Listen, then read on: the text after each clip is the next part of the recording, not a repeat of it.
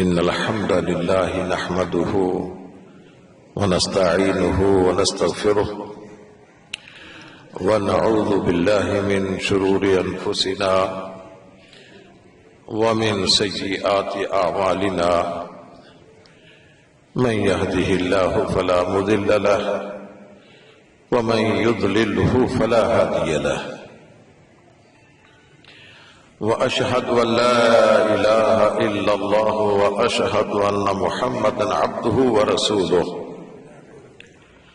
اللهم صل على محمد وعلى آل محمد كما صليت على إبراهيم وعلى آل إبراهيم إنك حميد مجيد اللهم بارك على محمد وعلى آل محمد كما باركت على إبراهيم وعلى آل إبراهيم إنك حميد مجيد أعوذ بالله السميع العليم من الشيطان الرجيم إنا أنزلنا إليك الكتاب بالحق لتحكم بين الناس بما أراك الله ولا تكن للخائنين خصيما معزز الحاضرین و عزیز طلبہ، یہ آیت کریمہ رسول اللہ صلی اللہ علیہ وسلم کے بارے میں ہے۔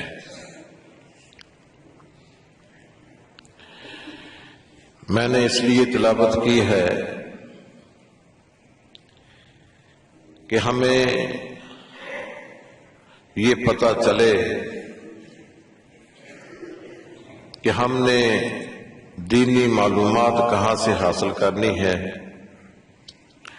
اور ان کو حاصل کرنے کا کیا منہج ہے۔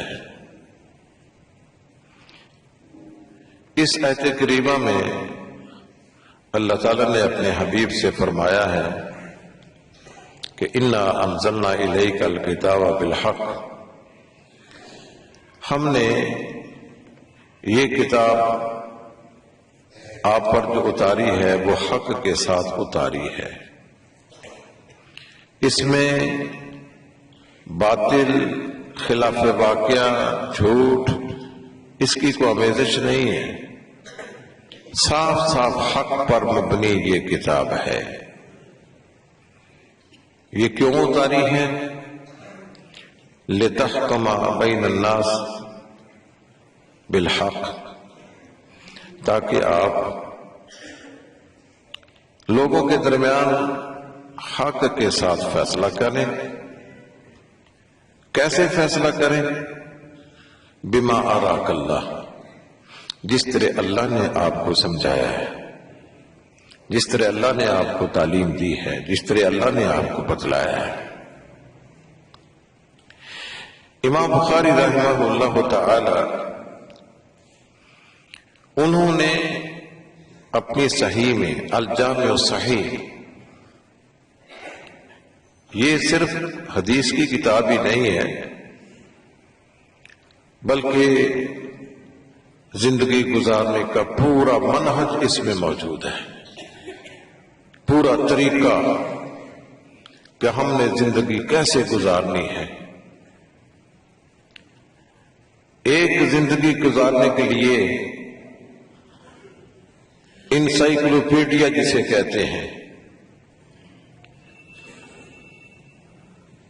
اس میں آپ نے کتاب الاعتصام بالکتاب والسنہ، بخاری کے آخر میں انہوں نے ایک بڑا عنوان قائم کیا ہے کہ کتاب و سنت کے ساتھ تمسک کرنا۔ اس میں ایک ذیلی عنوان قائم کیا ہے، وہ یہ ہے کہ ما کان النبی صلی اللہ علیہ وسلم یسأل ما لم ینزل علیہ الوحی، کہ رسول اللہ صلی اللہ علیہ وسلم سے جب کبھی ایسی بات کا سوال کیا جاتا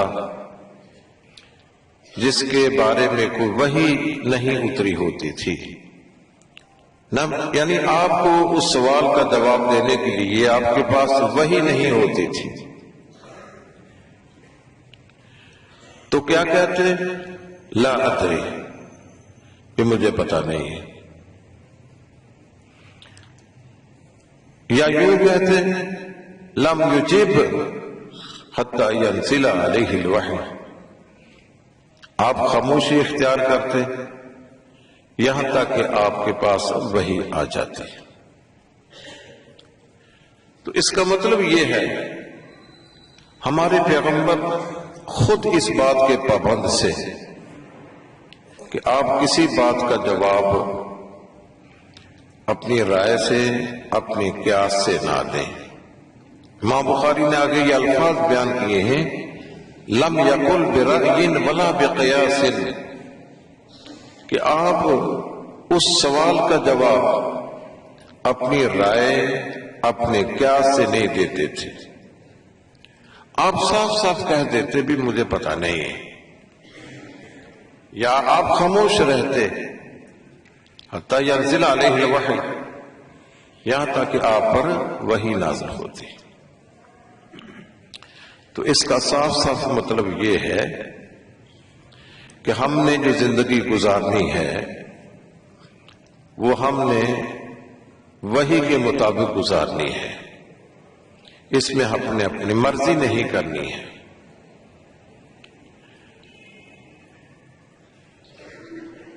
صحابہ کرام رضوان اللہ تعالی علیہم اجمعین،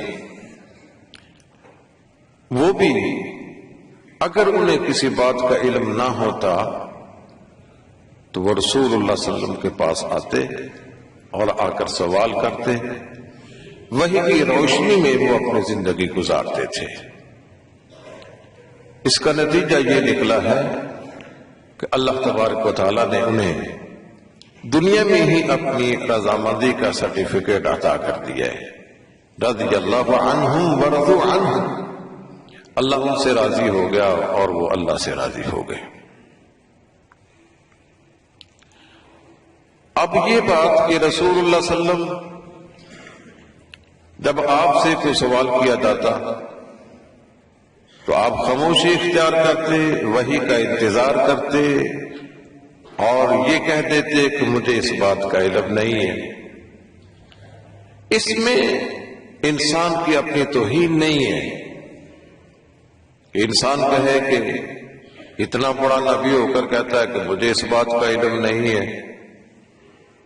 ہم لوگ کبھی کبھی یہ کام کر لیتے ہیں، ہم سے اگر سوال کیا جائے تو ہم اپنی عزت کو رکھنے کے لیے، بلکہ جھوٹی عزت کو رکھنے کے لیے اپنی طرف سے بات کر دیتے ہیں، لیکن اللہ کا پیغمبر ایسا نہیں تھا۔ سیدنا جابر بن عبداللہ رضی اللہ تعالی عنہ بیان کرتے ہیں، میں ایک دفعہ بیمار ہوا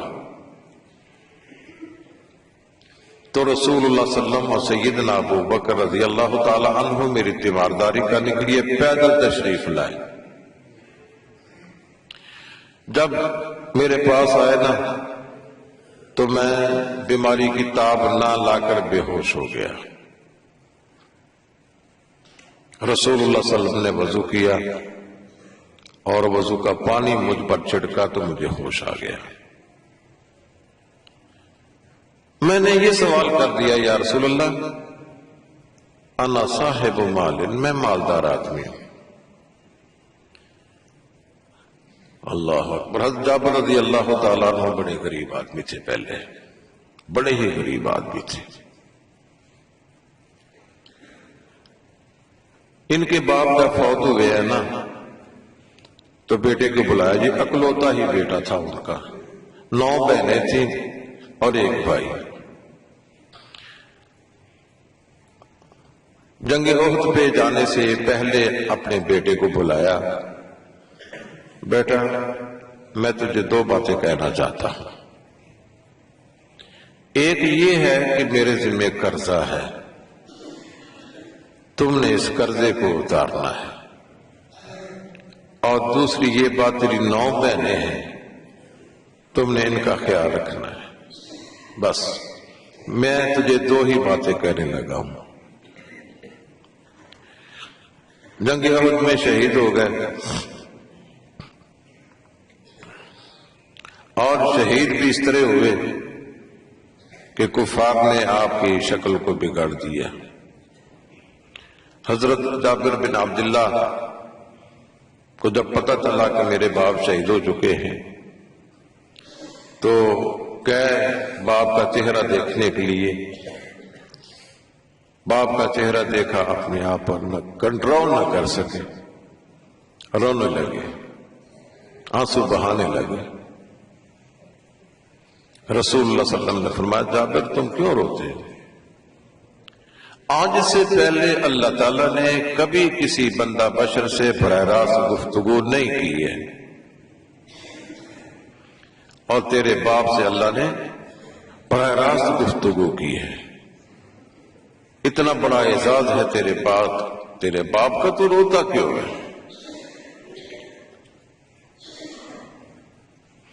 حضرت جابر بن عبداللہ کو اپنے باپ کے قرض اتارنے کی فکر ہوئی۔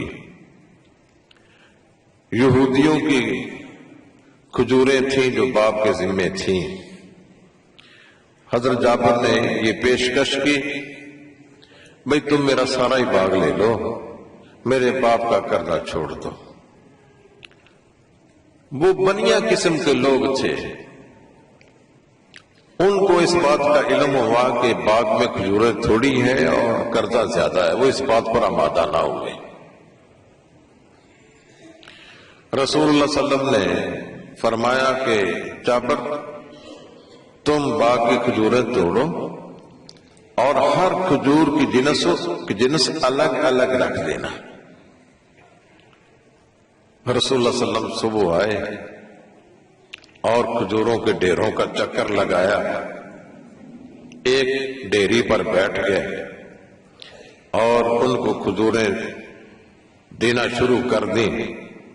جابر بن عبداللہ کہتے ہیں چھوٹی سی ایک ڈیری تھی جس پر آپ بیٹھے تھے، وہ یہودیوں کا سارا قرضہ اتر گیا، وہ ڈیری اسی طرح تھی۔ اگر باقی ڈیریاں بھی اپنی جگہ پہ ابھی پڑی، لیکن ایک ہی ڈیری سے وہ قرضہ ادا ہو گیا۔ حضرت جابر بڑے خوش کہ میرے باپ کا قرضہ اتر گیا۔ مجھے سب سے زیادہ فکر اسی بات کی تھی کہ میرے باپ کا قرضہ اتر جائے۔ رسول اللہ صلی اللہ علیہ وسلم نے فرمایا کہ جاؤ عمر رضی اللہ تعالی عنہ کو بتلاؤ، وہ تیری قرضے کے بارے میں بڑے فکر مند تھے، اس کو بھی بتا دیا۔ حضرت جابر گئے ان کو بتلانے کے لیے۔ حضرت عمر کہنے لگے جابر مجھے تو اسی وقت پتا چل گیا تھا جب اللہ کے رسول نے کھجور کی ڈھیری پر چکر لگایا تھا کہ اب اللہ خیر و برکت فرمائے گا۔ تو یہ غربت کے ایام انہوں نے دیکھے تھے۔ اور بہنوں کا خیال کیسے رکھا ہے؟ آج ہم لوگ تو اپنی بہنوں کا خیال نہیں رکھتے ہیں، بلکہ باپ اپنی بیٹیوں کا خیال نہیں رکھتا ہے۔ صحیح بات تو یہ ہے کہ ہم اپنی بیٹیوں اپنی بہنوں کا کوئی خیال نہیں رکھتے۔ جنگ تبوک سے واپس آئے تو یہ جلدی جلدی نہ اپنی سواری کو آگے آگے لے آئے۔ جابر جلدی کیا پڑی ہے تجھے؟ یا رسول اللہ جب جنگ تبوک پہ جا رہے تھے نا اس وقت میری تازہ شادی ہوئی تھی، اس لیے میں نے تیزی سے اپنے گھر جانا چاہتا ہوں۔ آپ نے فرمایا کہ شادی کر لی ہے، کیا کنواری سے کی ہے یا بیوہ سے کی ہے؟ یا رسول اللہ میں نے بیوہ سے کی ہے۔ آپ نے فرمایا کسی کنواری سے شادی کرتے وہ تو اس سے خوش طبی کرتی تو اس سے خوش طبی کرتا۔ یا رسول اللہ میرے باپ جب فوت ہوئے ہیں نا اس کی 9 بیٹیاں تھیں، میری 9 بہنیں ہیں، اگر میں کوئی کنواری لڑکی اپنے گھر لے آتا، وہ الڑ سی لڑکی جس کو کوئی پتہ ہی نہیں ہے کہ گھر کو کیسے سنبھالنا ہے، تو وہ میری بہنوں کی تربیت کیا کرتی؟ میں نے تو اپنے بہنوں کی تربیت کے لیے میں نے یہ اپنے جذبات کی قربانی دی ہے کہ ایک بیوہ سے شادی کی ہے تاکہ وہ تجربہ کار قسم کی گھریلو عورت میری بہنوں کی تربیت تو کرے گی نا۔ آپ نے پھر مجھے نا شاباش دی کہ ٹھیک تو نے کیا ہے۔ یہ تھا حضرت جابر رضی اللہ تعالی عنہ کا اپنے باپ کی وصیت پر عمل کرنا۔ تو میں نے بات یہاں سے شروع کی تھی کہ حضرت جابر رضی اللہ تعالیٰ عنہ بڑے غریب تھے اور رسول اللہ صلی اللہ علیہ وسلم ہیلے بہانوں سے اس کا تعاون بھی کرتے تھے۔ جنگ تبوک سے واپس آئے تو ان کا اونٹ بڑا ہی کمزور، وہ بیٹھ گیا، یا رسول اللہ اونٹ چلتا نہیں۔ آپ نے اپنی سوٹی سی نے اس کو کچوکا لگایا، وہ اتنا تیز دوڑا کہ جابر اس کو لگام کھینچتا کہ اللہ کے نبی کی اونٹنی سے آگے نہ نکل جائے۔ اچھا جابر تو مجھے بیچ دو۔ یا رسول اللہ میں نے بیچ دیا، لیکن ایک شرط ہے۔ کیا؟ کہ اس اونٹ پر بیٹھ کر میں مدینے جانا ہے، وہاں جا کر میں نے آپ کے سپرد کرنا ہے۔ کوئی بات نہیں، آپ وہاں جا کر دے دیں۔ مدینہ گئے، اونٹ رسول اللہ صلی اللہ علیہ وسلم کو دے دیے۔ تو اگلے دن وہ آئے اس اونٹ کی قیمت لینے کے لیے۔ میں یہ عرض کر رہا تھا کہ رسول صلی اللہ علیہ وسلم اپنے صحابہ کا بڑا خیال رکھتے تھے۔ قیمت لینے کے لیے آئے، بلال کو کہا بلال جتنی چاندی اس کی اونٹ کی قیمت کی بنتی ہے نا وہ اور اس سے زیادہ دینا، زن و ارجح، وزن کر کے اور قیمت سے زیادہ اس کو دینا۔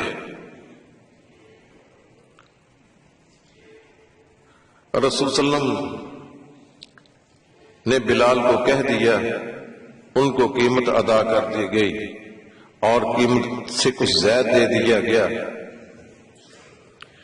آپ نے فرمایا جابر یہ اونٹ بھی لے جاؤ اور پیسے بھی لے جاؤ۔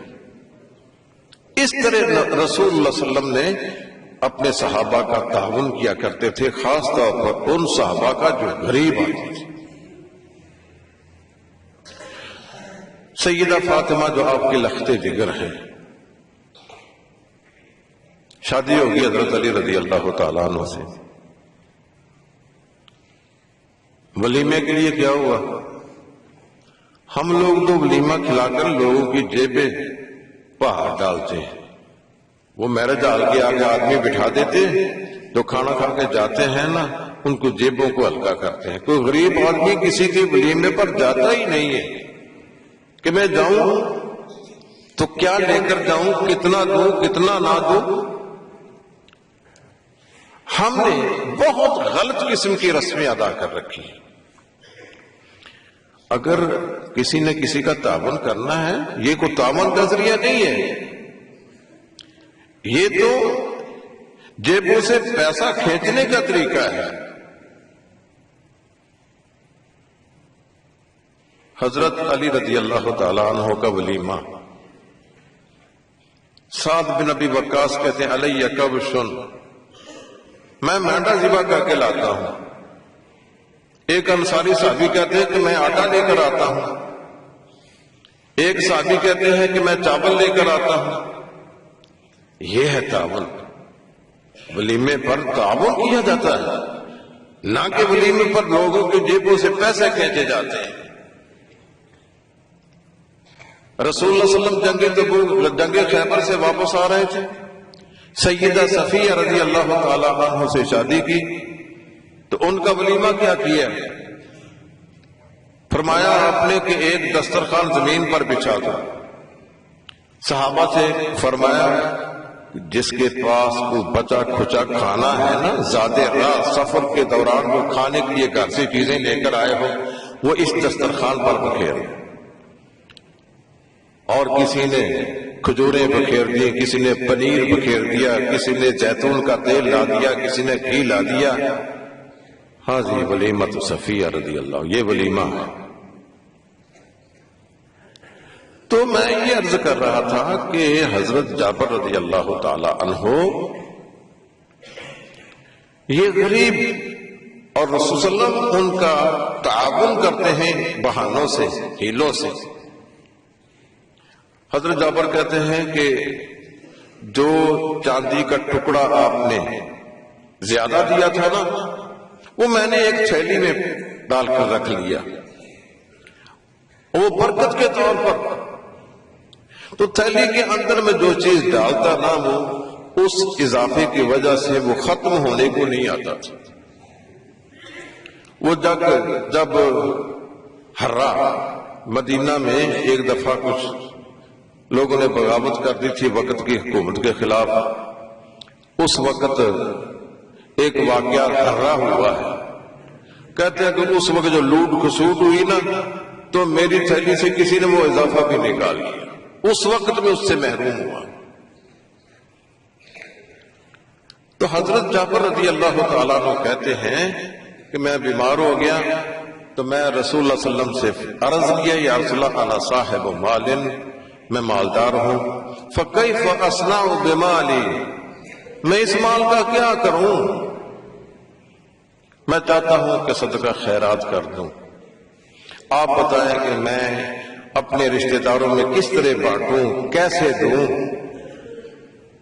بات یہاں سے چلی تھی کہ اللہ کے رسول اگر آپ کے پاس وحی کا علم نہ ہوتا تو خاموش ہو جاتے۔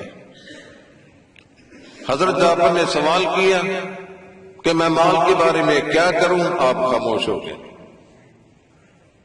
اور جب آپ پر وحی طاری ہوتی تھی نا، آپ پر ایک خاص کیفیت طاری ہو جاتی تھی۔ آپ جس طرح ایک دنیا سے انسان غافل ہو جاتا ہے اور آپ کے رنگت بدل جاتی، یہ جو ہے قرآن میں آتا ہے انا سنلقی علیک قولا ثقیلا، یہ قول ثقیل بڑا بھاری بھرکم ہوتا تھا۔ حضرت زید بن ثابت کہتے ہیں کہ ایک دفعہ آپ لیٹے ہوئے تھے تو آپ کا سر میری پنڈلی پر پڑا ہوا تھا، یہ ران پر تھا، وہی نازل ہوئی تو وہی کا بوجھ اتنا کہ مجھے خطرہ محسوس ہوا کہیں میری ران ٹوٹ نہ جائے۔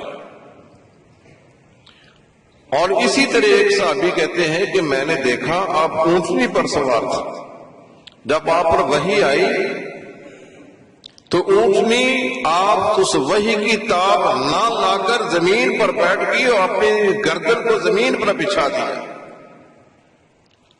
تو یہ وحی کی کیفیت اتنی سخت ہوتی تھی۔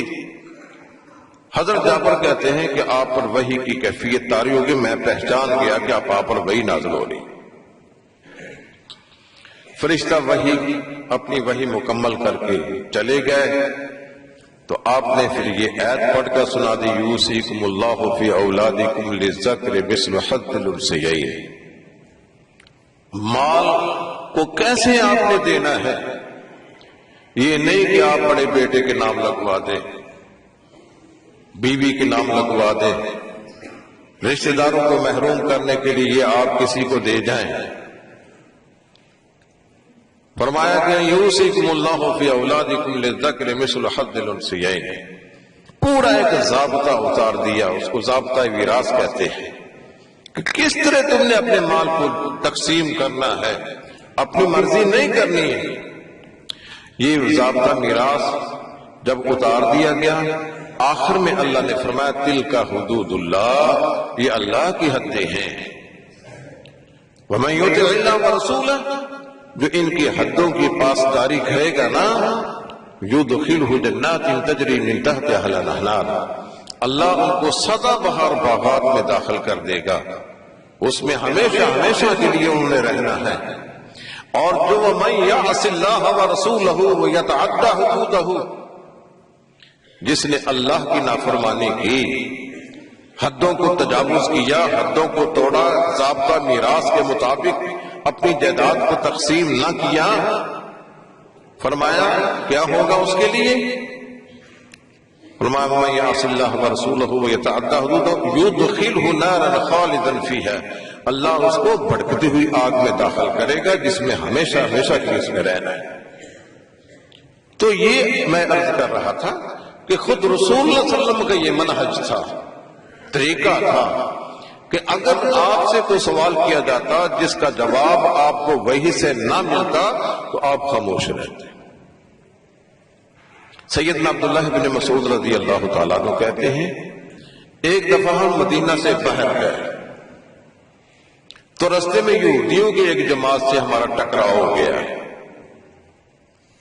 انہوں نے کہا اس سے ایک سوال کرو، ایسا سوال کرو جس کا یہ جواب نہ دے سکے۔ ایک بڑا پرانا بوڑھا کھوسٹ بڑا کہا قسم کا آدمی، اس نے کہا کہ اس کو نا روح کے بارے میں پوچھو کہ روح کیا ہے، روح کسے کہتے ہیں؟ وَيَسْأَلُونَكَ عَنِ الرُّوحِ۔ عبداللہ ابن مسعود کہتے ہیں کہ رسول اللہ صلی اللہ علیہ وسلم خاموش ہو گئے، جواب نہیں دیا حتیٰ ينزل علیہ الوحی، پھر آپ پر وہ کیفیت طاری ہوگی وحی والی۔ جب وہ کیفیت ختم ہوئی تو آپ نے جواب دیا وَيَسْأَلُونَكَ عَنِ الرُّوحِ قُلِ الرُّوحُ مِنْ أَمْرِ رَبِّي، یہ روح میرے رب کا امر ہے۔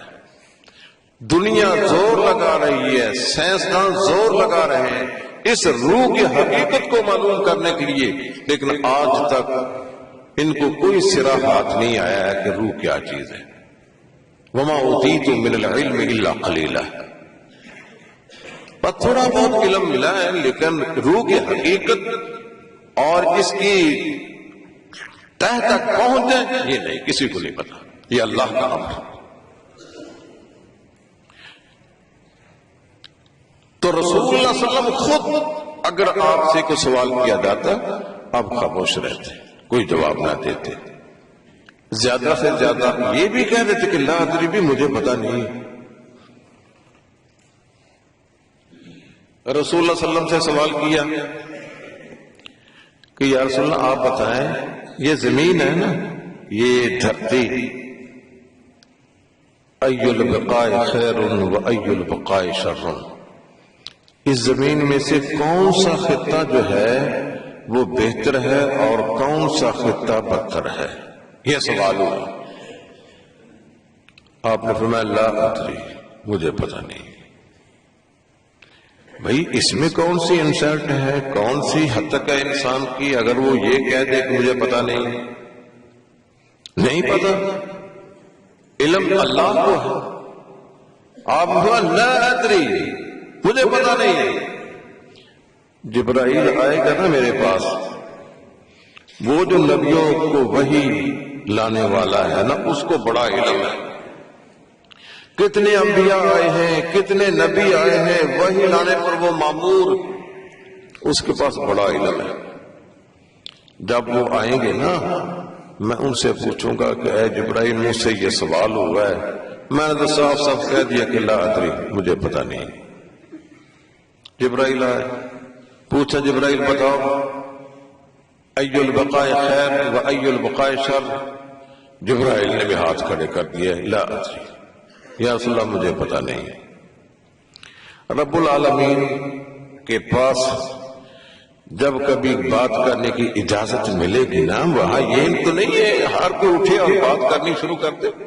وَلَا يَتَكَلَّمُونَ إِلَّا مَنْ آذِنَ لَهُ الرَّحْمَنُ، اللہ جب اجازت دے گا بات کرنے کی تو پوچھ لیں گے۔ ہماری سکت، ہماری ہمت نہیں ہے کہ اللہ سے جا کر بات کریں۔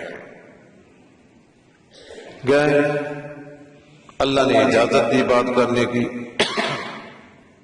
عرض کیا کہ آپ کے حبیب کو یہ سوال ہوا ہے، تو انہوں نے کہا کہ لا ادری۔ انہوں نے مجھ سے پوچھا تو میں نے بھی کہہ دیا کہ لا ادری۔ میں آپ سے سوال کرتا ہوں اے رب العالمین، آپ ہی بتائیں ہمیں کہ کون سا خطہ بہتر ہے اور کون سا بدتر ہے۔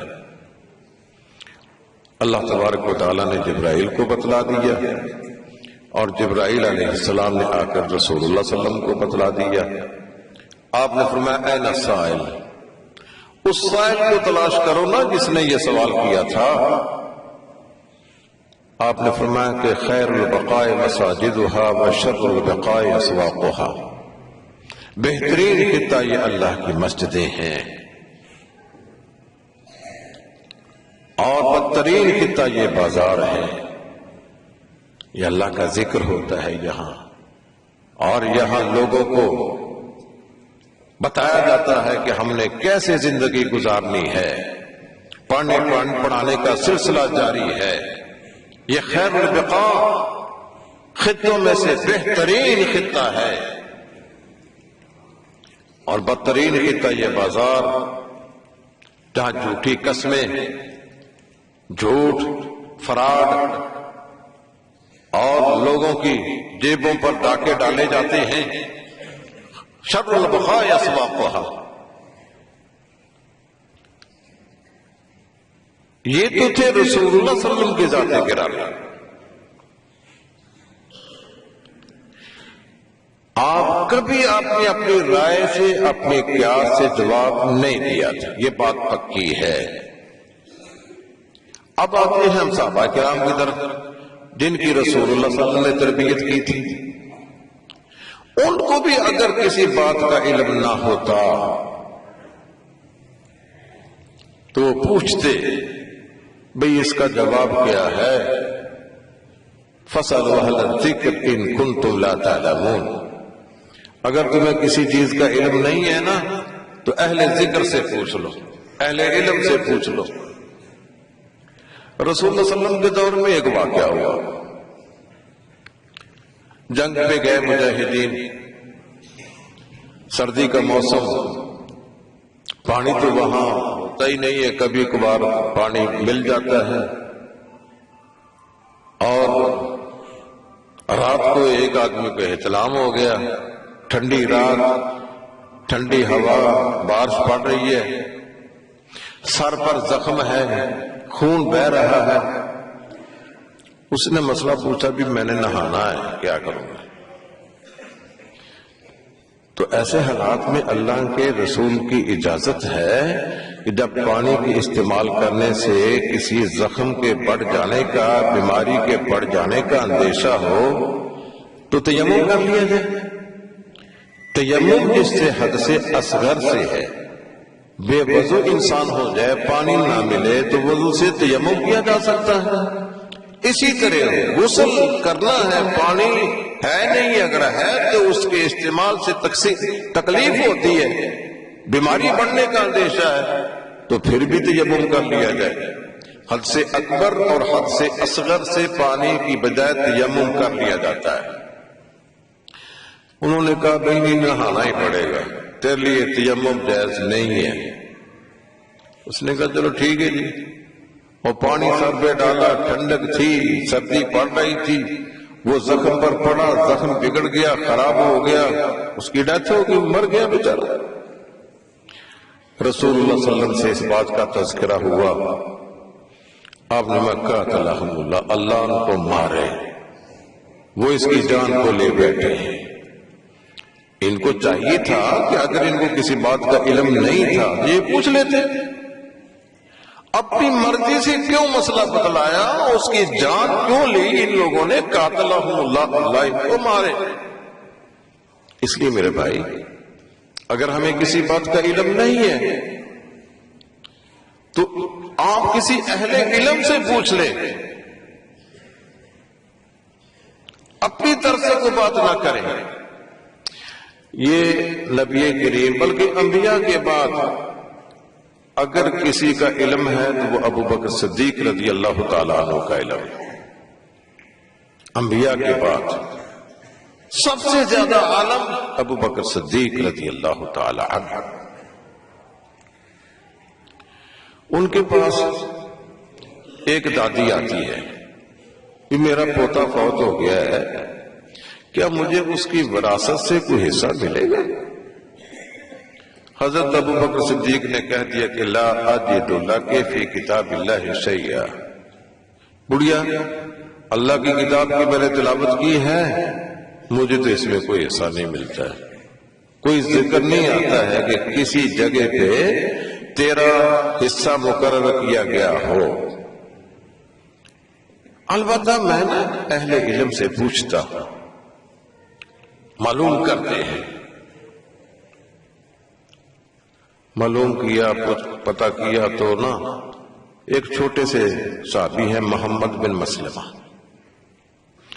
وہ کہنے لگے مجھے پتا ہے اللہ کے رسول نے دادی کو چھٹا حصہ دیا تھا۔ وہ چھوٹے سے صحابی کو تو پتا چل گیا، لیکن ابو بکر صدیق اس علم سے محروم ہے۔ لیکن اس محرومی کو دور کرنے کے لیے اپنی عزت کا مسئلہ نہیں بنایا ہے، پوچھا ہے اہل علم سے۔ پھر آپ نے اس بڑھیا کو بلایا، کہا کہ مجھے اس وقت علم نہیں تھا جب میں نے تجھ سے بات کی تھی، اب مجھے اللہ کے رسول کی حدیث مل چکی ہے، اللہ کے حدیث کا حوالہ مل چکا ہے، تجھے جائیداد سے چھٹا حصہ ملے گا۔ سیدنا عمر فاروق رضی اللہ تعالی عنہ، ان کو اللہ نے بڑا علم دیا۔ رسول اللہ صلی اللہ علیہ وسلم ایک دفعہ دودھ پی رہے ہیں اور دودھ پیتے ہیں، اتنا پیا کہ آپ کے ناخنوں سے دودھ بہنے لگا، تو کچھ دودھ بچ گیا، وہ دودھ آپ نے حضرت عمر رضی اللہ تعالیٰ عنہ کو دے دیا۔ صحابہ نے پوچھا فما اولتہ یا رسول اللہ، اس خواب کی تعبیر کیا ہے جو آپ نے دودھ پیا، بچا ہوا دودھ عمر کو دے دیا؟ فرمایا کہ اس کی تعبیر علم ہے کہ عمر کو اللہ کے رسول کا علم، یہ اللہ کے رسول نے اپنی شریعت کا علم ان کو دیا ہے، بڑے عالم۔ خیر یہ ایک الگ موضوع ہے، اتنے بڑے عالم ہونے کے باوجود ایک دفعہ حضرت حذیفہ بن یمان سے کہتے ہیں، حذیفہ تو اللہ کے رسول کا رازدان ہے، ان کو کہتے تھے سر رسول اللہ صلی اللہ علیہ وسلم، یہ اللہ کے رسول کے رازدان تھے۔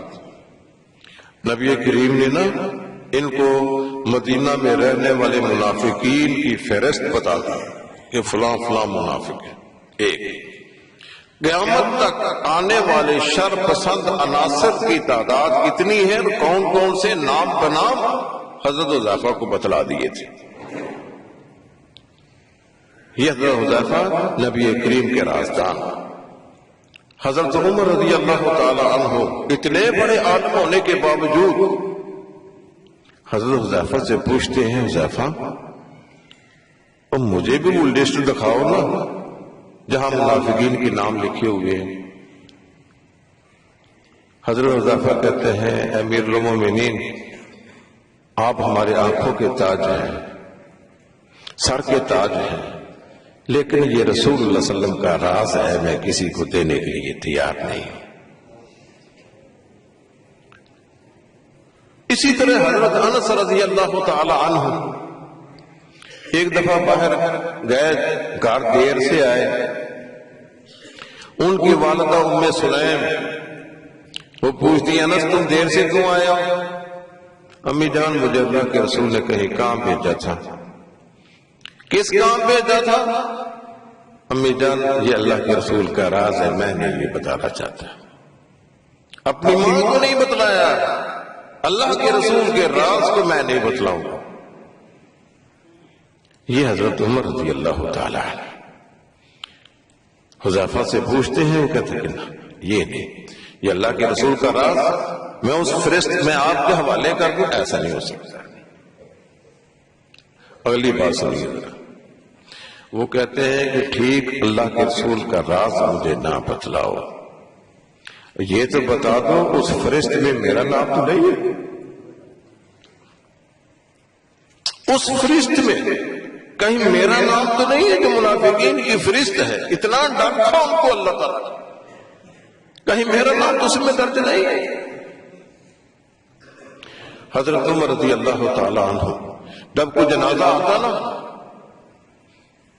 وہ دیکھتے کہ حذیفہ شامل ہوا جنازے میں کہ نہیں، اگر حذیفہ جنازے میں شامل ہوتا تو جنازہ پڑھا دیتے، جس جنازے میں حذیفہ رضی اللہ تعالیٰ عنہ شریک نہ ہوتے اس کا جنازہ ہی نہ پڑھاتے، اس کو پتا ہے کہ یہ کیوں شریک نہیں ہو رہا ہے۔ یہ اتنے بڑے عالم.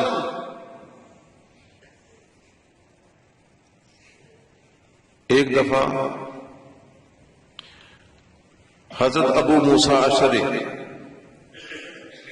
ان کے گھر گئے, دروازہ کھٹکھٹایا, ایک دفعہ, دوسری دفعہ, تیسری دفعہ, آواز دی السلام علیکم. استیزان گھر میں جانے کا طریقہ یہ ہے کہ استیزان ایک طرف کھڑے ہو کر نا اجازت مانگی جائے کہ میں گھر آ سکتا ہوں, سلام کہا جائے, اجازت مانگی جائے, اپنا تعارف کرایا جائے. 2 دفعہ 3 دفعہ دروازہ کھٹکھٹایا, جواب نہ آیا, چلے گئے. حضرت عمر رضی اللہ تعالیٰ عنہ اپنے کسی کام میں مشغول تھے. جب فارغ ہوئے باہر نکلے تو حضرت ابو موسیٰ اشعری جا رہے تھے. آواز دی ابو موسیٰ ادھر آؤ. دروازہ کھٹکھٹایا تھا, جی ہاں کھٹکھٹایا. تو پھر کیوں چلے گئے؟ اللہ کے رسول کا فرمان ہے کہ 1 دفعہ 2 دفعہ 3 دفعہ دروازہ کھٹکھٹاؤ, جواب نہ ہے واپس چلے جاؤ. میں چلا گیا.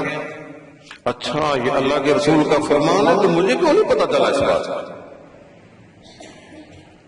میں کیوں اس سے جاہل رہا؟ حالانکہ آپ کو پتا ہے نا کہ حضرت عمر رضی اللہ تعالیٰ عنہ کا ایک پڑوسی تھا انصاری, ان دونوں نے باری مقرر کر رکھی تھی. ایک دن تو نے اللہ کے رسول کے مجلس میں جانا ہے, صبح سے لے کر شام تک مجلس میں رہنا ہے. جو دین کی باتیں بتائیں نا اپنے دل میں اس کو یاد رکھنا ہے, رات کو آ کر مجھے بتانا ہے. اگلے دن میں جاؤں گا, آپ اپنے گھر میں رہیں تو میں سارا دن رسول اللہ صلی اللہ علیہ وسلم کی خدمت میں رہوں گا. جو دین کی باتیں ہوں گی وہ میں آپ کو بتلاؤں گا. یہ تھا ان کا انداز علم حاصل کرنے کا, دینی معلومات لینے کا. تو کہتے ہیں کہ مجھ سے یہ اتنا آسان سا مسئلہ کیوں غائب رہا ہے؟ اچھا تمہارے پاس کوئی اس کا گواہ ہے کہ اللہ کے رسول نے یوں فرمایا؟ فرمایا کہ ہاں گواہ موجود ہے, میں ابھی لے آتا ہوں. حضرت عمر کا رعب بھی بڑا تھا, رعب اتنا. رسول اللہ صلی اللہ علیہ وسلم فرماتے ہیں کہ حضرت عمر کو اللہ نے رعب اتنا دیا ہے, ہم تو بدماش آدمی رستے میں آتا دیکھ کر نا ہم ایک طرف ہٹ جاتے ہیں, وہ بدماش آ رہا ہے. لیکن ان بدماشوں کا سردار لعین ابلیس رسول اللہ صلی اللہ علیہ وسلم فرماتے ہیں کہ حضرت عمر اگر کسی رستے پہ جا رہے ہو نا, ان کا رعب اتنا ہے کہ وہ ابلیس رستہ بدلنے پر مجبور ہو جاتا ہے, بجائے اس کے کہ عام رستہ بدلے. وہ ابلیس جو سردار ہے شر پسندوں کا, فتنہ گروں کا, وہ اپنا رستہ بدل لیتا ہے, وہ اور رستہ اختیار کر لیتا ہے. اتنا رعب. ابو موسیٰ اشعری کہتے ہیں جب مجھے انہوں نے یہ وارننگ دی نا تو میں کانپنے لگا, بھی اب خیر نہیں ہے. میں پھر گیا ڈرتا ڈرتا, محمد بن مسلمہ کو جا کر پوچھا. جا کر بیٹھے ہوئے تھے نا لوگ سارے, بھئی مجھے یہاں بتاؤ یہ مسئلہ کس کے, کوئی جانتا ہے اس کو؟ جو بوڑھے انصاری تھی نا انہوں نے کہا کہ چھوٹا سا بچہ ہمارا ہے, اس کو لے جو, اس کو پتہ اللہ کے رسول سے اس نے سنا تھا. جا کر اس نے گواہی دی, تب جا کر ابو موسیٰ اشعری کی جان چھوٹی. تو یہ تھا ان کا. حضرت عثمان رضی اللہ تعالی عنہ, انہیں اس بات کا علم نہیں تھا کہ اگر کسی عورت کا خاوند فوت ہو جائے تو اس نے 4 مہینے 10 دن عدت گزارنی ہے, تو وہ کیا خاوند کے گھر میں گزارے گی یا وہ اپنے گھر چلی جائے؟ ہم اپنی سہولتیں دیکھتے ہیں نا, بیٹی کا خاوند فوت ہو گیا تو ہم اس کو میکے لے جاتے ہیں, اپنے ماں پاس لے جاتے ہیں, جی اب سسرال کے یہاں نہیں رہے گی, ہم اپنے پاس لے جاتے ہیں. حضرت عثمان کو اس مسئلے کا پتہ نہیں تھا کہ خامد جب فوت ہو جائے تو اس نے عدت کہاں گزارنی ہے۔ حضرت ابو سعید خدری رضی اللہ تعالی عنہ کہتے ہیں کہ میری اپنی بہن کا واقعہ ہے، ان کا خامد فوت ہو گیا، بلکہ باہر گیا اپنے غلاموں کی تلاش میں تو ان غلاموں نے ان کو قتل کر دیا۔ پوچھا کہ یا رسول اللہ میں نے عدت کہاں گزارنی ہے کہ میں اپنے گھر جا سکتی ہوں؟ میرے خامد نے تو کوئی ایک اجاڑ میں گھر ہے ان کا، تو وہاں تو مجھے خطرہ رہتا ہے، کوئی آتا جاتا بھی نہیں ہے۔ تو آپ نے فرمایا کہ ٹھیک ہے تو اپنے ماں باپ کے گھر چلی جاؤ۔ وہ کہتی ہے کہ ابھی میں اللہ کے رسول کے گھر کے برآمدے میں ہی گئی تھی تو آپ نے مجھے آواز دی کہ ابھی میرے پاس جبرائیل آیا ہے اور اس نے آ کر مجھے کہا ہے وہی عدت گزارو جہاں تمہیں تمہارے خامند کی وفات کی اطلاع ملی ہے۔ اپنے گھر میں، خامند کے گھر میں 4 مہینے 10 دن تم نے گزارے۔ تو آگے حضرت علی ہیں، ان کا بھی دیکھ لیں آپ۔ ان کا یہ موقف تھا کہ اگر کسی عورت کا خامند فوت ہو جائے اور وہ عورت حاملہ بھی ہو، حاملہ کی عدت ہے بچہ پیدا ہونے تک، اور فوت ہونے والی عورت کی عدت ہے 4 مہینے 10 دن، تو اب وہ 4 مہینے 10 دن والی عدت پوری کرے گی، جب بچہ پیدا ہونے تک وہ عدت میں رہے گی۔ حضرت علی یہ کہتے تھے ابعد الاجلین، جو مدت زیادہ ہے نا وہ گزارے گی۔ اگر حمل کی مدت زیادہ ہے تو حمل تک وہ عدت گزارے گی، اگر 4 مہینے 10 دن ہے تو پھر وہ 4 مہینے 10 دن وہ اگر لمبی وہ گزارے گی۔ اسے کہتے ہیں ابعد الاجلین۔ فریہ اسلمی ایک عورت ہے، اس نے کہا میں خود صاحب واقعہ ہوں، جب میرا خامد فوت ہوا تو میں حمل سے تھی، ابھی چند دن گزرے تھے کہ بچہ پیدا ہو گیا، تو رسول اللہ صلی اللہ علیہ وسلم نے فرمایا تیری عدت ختم ہو چکی ہے، تو نے وضع حمل کر دیا ہے، عدت ختم ہو چکی ہے۔ حضرت علی کو پتا نہیں تھا تو یہ عورت نے ان کو مسئلہ بتلایا۔ صحابہ کرام کا بھی یہی انداز تھا۔ یہ حضرت عبداللہ بن مسعود رضی اللہ تعالیٰ عنہ، یہ کوفہ کی مسجد ہے، وہاں یہ بہت بڑے عالم تھے، مفتی تھے یہ عبداللہ بن مسعود، یہ کوئی عام قسم کے آدمی نہیں ہے۔ اور صحابہ کرام کہتے ہیں کہ ہمیں مدت تک پتہ نہیں چلا کہ یہ رسول اللہ صلی اللہ علیہ وسلم کے گھر کے آدمی ہیں یا باہر کے آدمی، کثرت سے آپ کی آمد و رفت رہتی تھی اللہ کے رسول کے گھر میں۔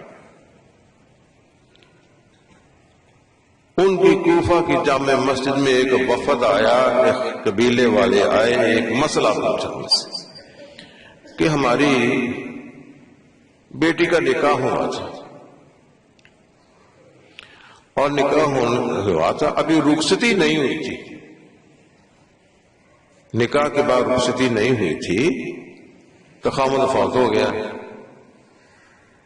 اب مسئلہ یہ ہے کیا وہ ہماری لڑکی عدت گزارے گی یا نہیں گزارے گی؟ ایک بات، کیا اس کو حق مار ملے گا یا نہیں ملے گا؟ دوسری بات، کیا وہ وراثت سے حصہ پائے گی یا نہیں پائے گی؟ یہ تیسری بات۔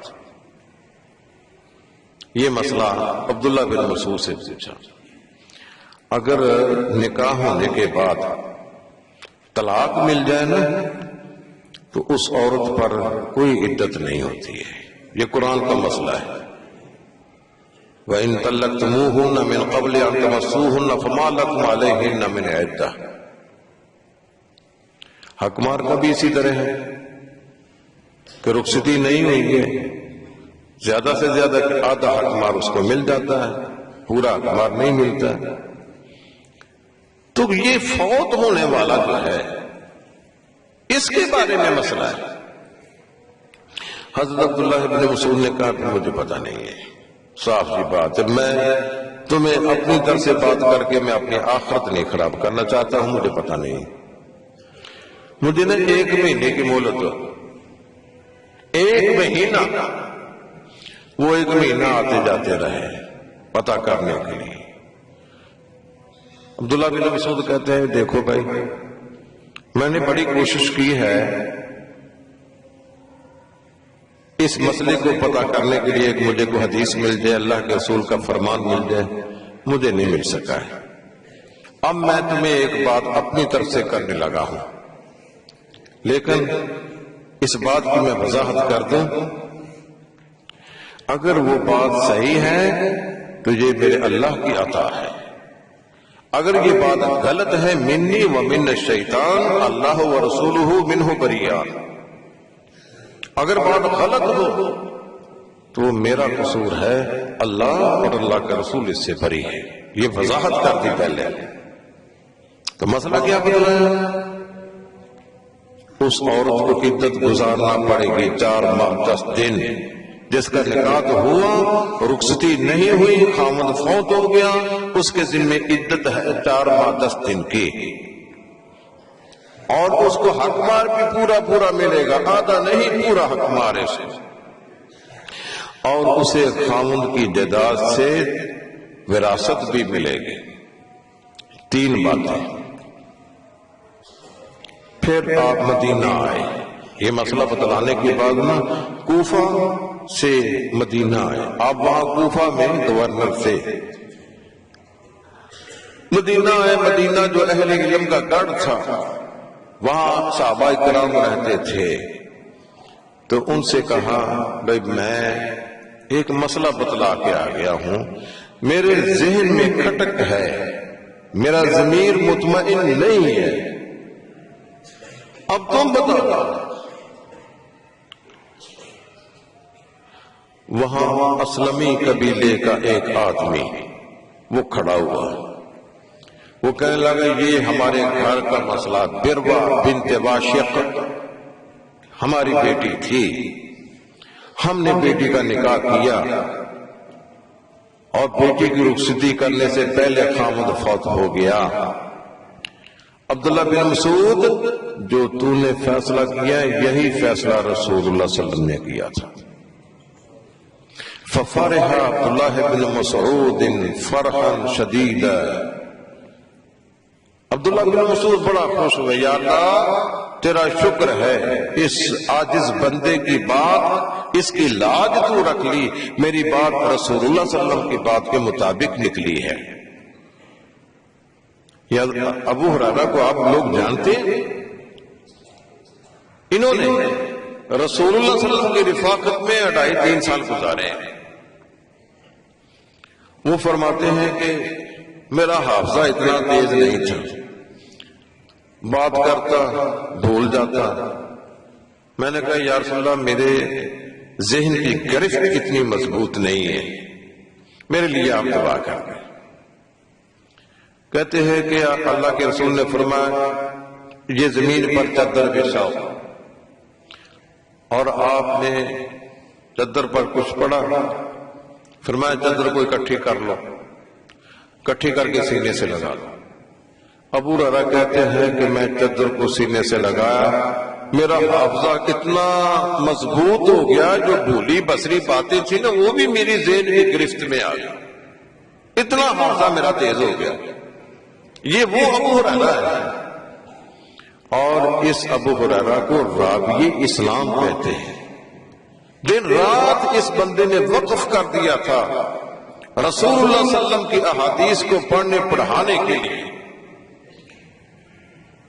لوگ کہتے تھے ابو ہریرہ بڑی ڈیشیں بیان کرتا ہے، کہتے کیوں نہ کروں، انصار وہ اپنی کھیتی باڑی میں لگے رہتے تھے، مہاجرین اپنے کاروبار میں لگے رہتے تھے، ابو ہریرہ کو وہ کام ہی نہیں تھا، دیر رات اللہ کے رسول کے پاس رہتے تھے تاکہ کوئی ایسی بات جو آپ فرمائیں وہ ابو ہریرہ اس کو نامعلوم کر سکے۔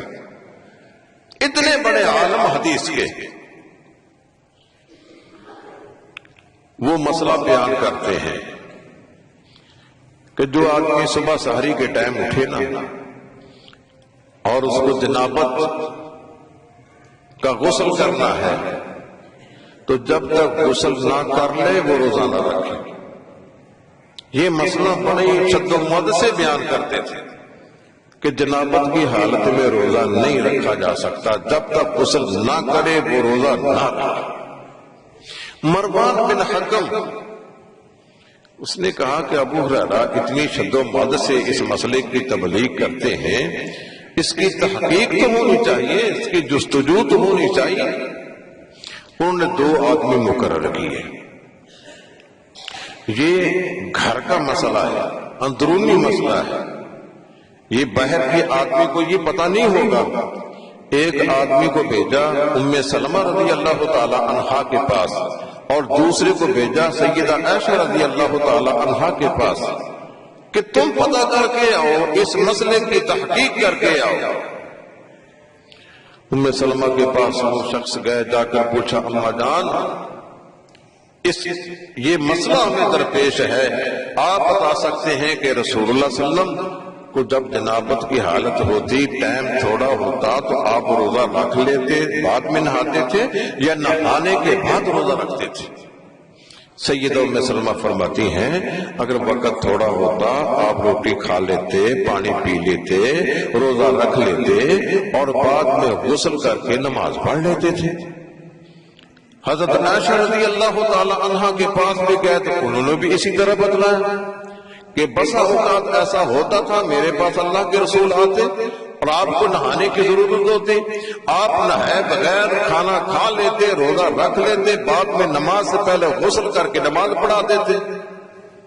مسئلے کی تحقیق ہو جاتی ہے. جا کے مروان بن حکم کو دونوں نے رپورٹ دے دی کہ مسئلہ یہ ہے. مروان بن حکم نے بلا لیا ابو ہریرہ کو بھی. ابو ہریرہ آپ بڑی شد و مد سے یہ مسئلہ بیان کرتے ہیں، یہ 2 شخص آپ کے پاس بیٹھے ہوئے ہیں، یہ دونوں سیدہ ام سلمہ کے پاس گئے ہیں، سیدہ عائشہ کے پاس گئے ہیں اور مسئلے کی تحقیق کر کے آئے ہیں. ابو ہریرہ نے اس کو عزت کا مسئلہ نہیں بنایا. میں آپ کو منہج بتلا رہا ہوں کہ صحابہ کرام کا منہج کیا تھا دین کو حاصل کرنے کے لیے. یہ نہیں ہے کہ اوٹ پٹانگ جو کچھ آیا کہہ دیا. لوگ کہتے ہیں کہ یہ جو قرآن کی آیتیں ہیں نا 6666 ہے، جو حدیثیں ہیں نا یہ تقریباً 7-8 ہزار ہے.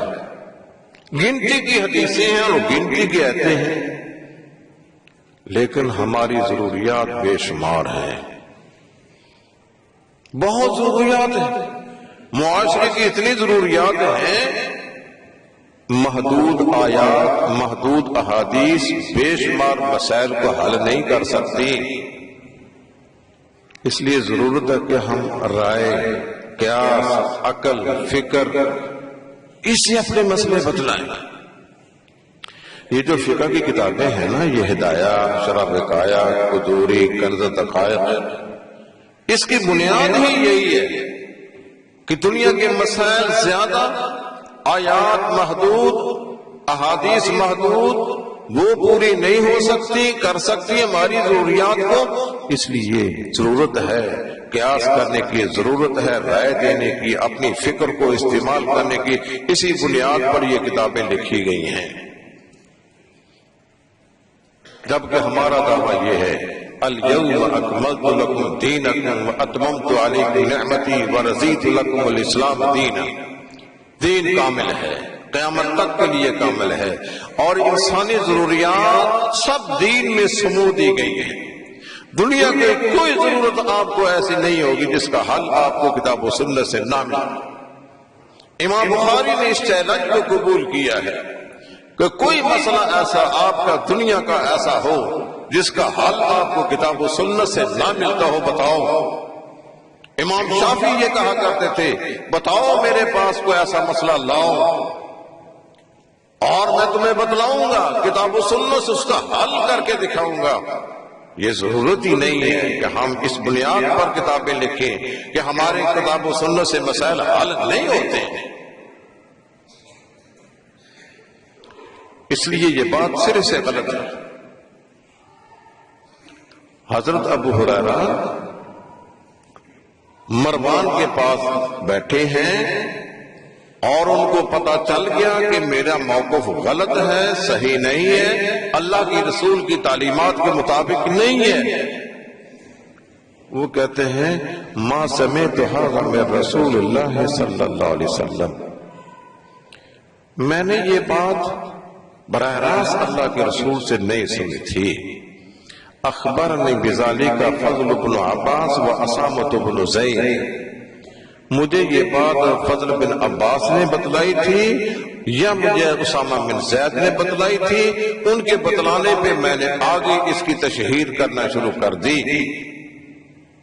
میرے پاس اللہ کے رسول کی کوئی حدیث نہ تھی، اب چونکہ اللہ کے رسول کی حدیث میرے پاس آ چکی ہے۔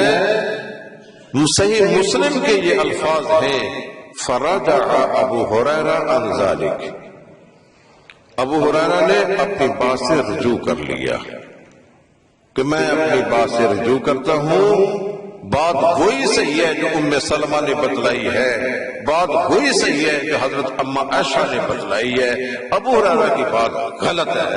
فرجع ابو ہریرہ عن ذلک، یہ تمام صحابہ کرام کا یہی مشن تھا۔ ان کو کوئی مشکل درپیش ہوتی تو فوراً رسول اللہ صلی اللہ علیہ وسلم کے پاس جاتے، اس کا حل کرتے، حدیث سے اس کا حل معلوم کرتے۔ یہ دیکھیں عقبہ بن عامر رضی اللہ تعالی عنہ بڑے جلیل القدر صحابی ہیں۔ عقبہ بن عامر وہ کہتے ہیں کہ میں مکہ میں رہتے ہوئے نہ ایک عورت سے شادی کی،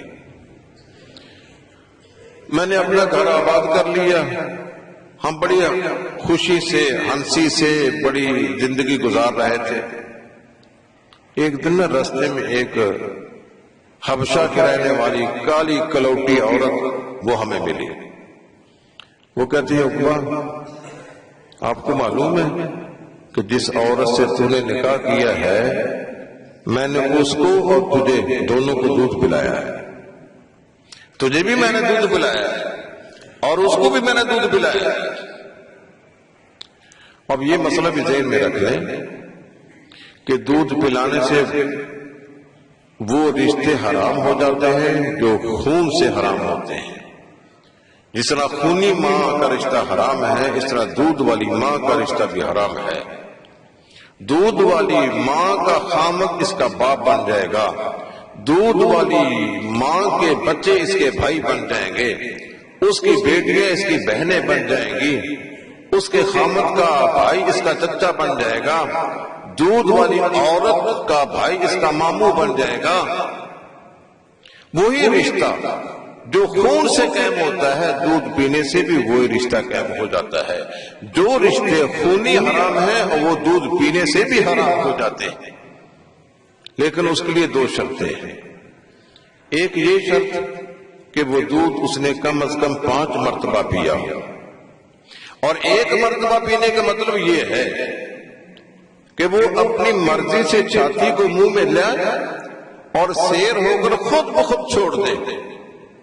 اگر چھینک آئی وہ چھاتی منہ سے نکل گئی، یا اچانک کوئی آدمی آیا اس نے ڈر کے مارے چھاتی چھوڑ دی تو یہ ایک مرتبہ نہیں بنے گا۔ وہ اپنی مرضی سے سیر ہو کر چھوڑ دے یہ ایک مرتبہ ہے۔ 5 مرتبہ اس طرح سیر ہو کر دودھ پیے ایک شرط، اور دوسری شرط یہ ہے کہ وہ دودھ پینے کی مدت میں دودھ پیے۔ دودھ پینے کی مدت 2 سال ہے، 2 سال کے اندر اندر دودھ پیے، 5 مرتبہ پیے، تو پھر یہ رضاعت دودھ کی حرمت ثابت ہوتی ہے۔ اگر پتہ نہیں ہے 1 مرتبہ پیا، 2 مرتبہ پیا، لا تحرم المسۃ ولا المسۃان، 1-2 مرتبہ دودھ پینے سے حرمت قائم نہیں ہوتی ہے۔ اور کم از کم وہ دودھ جو ہو ایسا جس سے ہڈیاں پروان چڑھے، گوشت بنے، اس کی غذا بنے، وہ 2 سال کے اندر اندر ہے۔ ان کو بتلایا کہ دیکھو عقبہ میں نے تجھے بھی دودھ پلایا ہے، تیری بیوی کو بھی دودھ پلایا ہے۔ اب تم کیسے میاں بیوی کے حیثیت سے رہ سکتے ہو؟ تم تو دودھ کے بہن بھائی ہو۔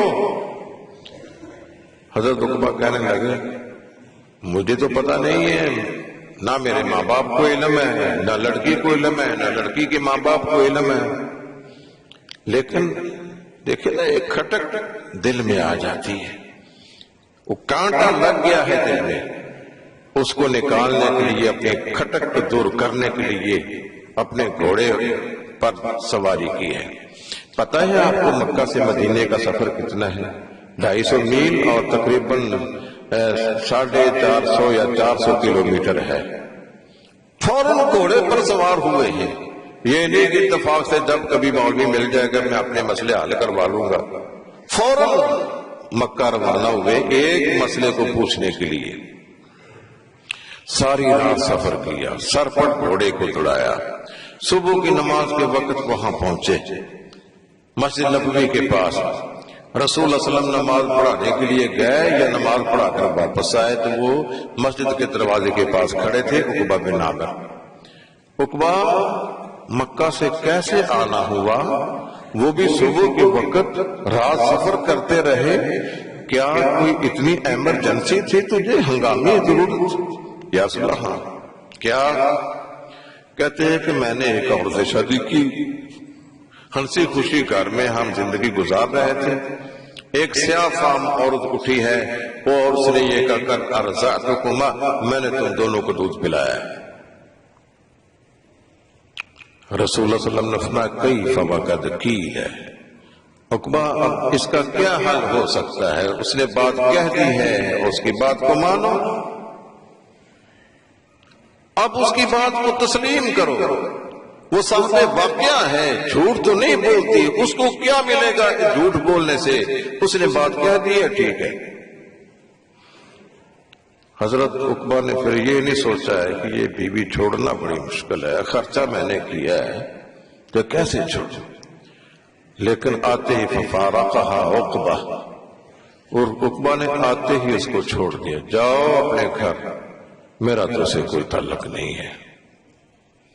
فنکحت زوجا غیرہ، اس نے بیچاری نے اور کسی خاوند سے شادی کر لی۔ تو بھائی صحابہ کرام کا تو یہ انداز تھا۔ حضرت عمر رضی اللہ تعالیٰ عنہ شام کے علاقے میں جاتے ہیں، اور اس سے پہلے عبیدہ بن جراح کو بھیجا ہے، وہ اپنی فوجیں لے کر ادھر پھرتے ہیں۔ حضرت عمر بھی وہاں چلے گئے، پتہ چلا کہ ایک بستی میں طاعون پھیلی، طاعون کی مرض، ایک بغل پہ پھوڑا سا نکلتا ہے، وہ پھوڑا اتنا زہریلا ہوتا ہے وہ دنوں کے اندر ہی سارے جسم میں پھیل جاتا ہے، کینسر کی طرح، وہ آدمی نہیں بچتا ہے۔ تو اب فرمایا کہ وہ شام کے علاقے سے پہلے ایک بستی آتی ہے، وہاں طاعون کی مرض پھیلی ہوئی ہے۔ حضرت عمر نے بلایا مہاجرین کو، بتاؤ بھی آپ جانا ہے یا نہیں جانا ہے؟ کچھ کہتے ہیں کہ جی ہم نکلے ہیں اللہ کی راہ میں جہاد کرنے کی نیت سے، ہم نے جانا ہے۔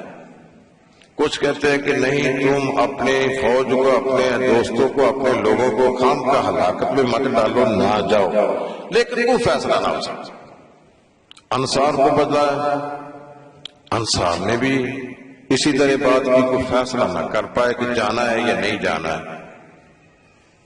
حضرت عمر کہتے ہیں کہ میرے دل میں بات آئی، چلو واپس چلتے ہیں۔ تو عبیدہ بن جراح جو فوجوں کے کمانڈر تھے نا، وہ کہنے لگے آپ اللہ کی تقدیر سے بھاگتے ہیں؟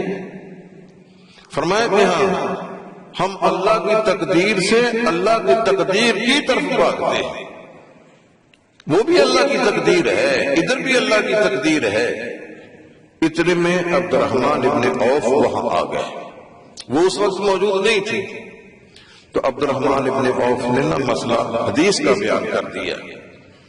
اے امیر المومنین، میں نے رسول اللہ صلی اللہ علیہ وسلم کی زبان اطہر سے یہ بات سنی ہے کہ جس بستی میں طاعون کی مرض پھیل جائے وہاں کے لوگ باہر نہ نکلیں اور باہر والے وہاں نہ جائیں۔ کہتے الحمدللہ عمر، تیری لاج اللہ نے رکھ لی، ہم تو جا ہی رہے تھے، اب فیصلہ ہمارا پکا ہے، اللہ کے رسول کی حدیث آ چکی ہے، اس بستی میں طاعون پھوٹ پڑی ہے اور طاعون کے اندر ہم باہر کے رہنے والے ہم وہاں نہیں جائیں گے اور وہاں کے لوگ باہر نہیں آئیں گے۔ تو یہی صحابہ کا منہج تھا۔